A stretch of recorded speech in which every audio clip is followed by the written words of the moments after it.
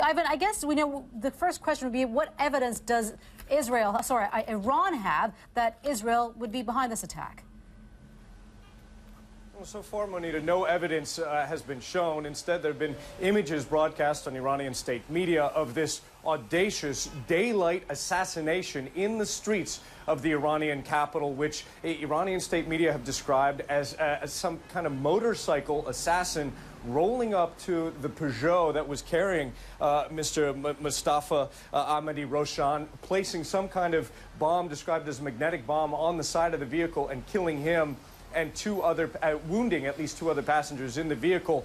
State media showing images not only of the aftermath of the explosion, but also what they say are the images of the slain professor and a man described as a deputy director of commercial affairs at Iran's Natanz nuclear facility as well. And it's very important to point out that this is not an isolated case. We're going to show you a list of just some of the other deadly attacks that have taken place in the streets of Tehran within the last 2 years.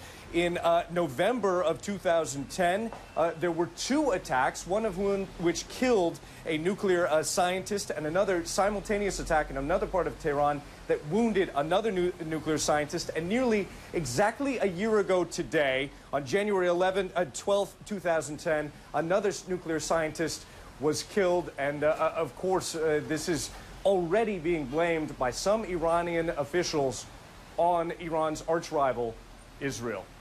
Monita. Ivan, so what could we potentially read into the similarities of these attacks and the string of attacks that have taken place on Iranian nuclear scientists?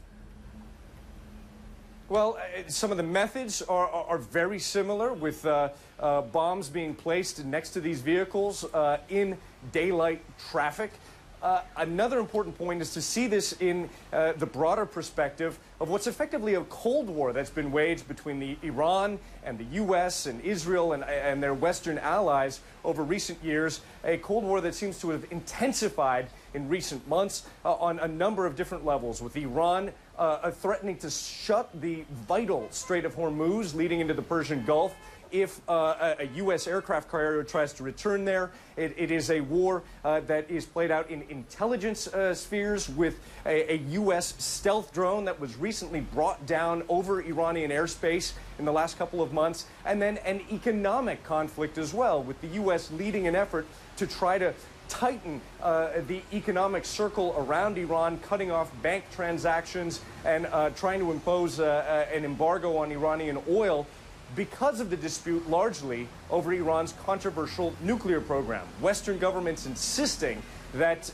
Iran is trying to pursue a system of developing nuclear weapons. Those are claims that Iran has consistently denied.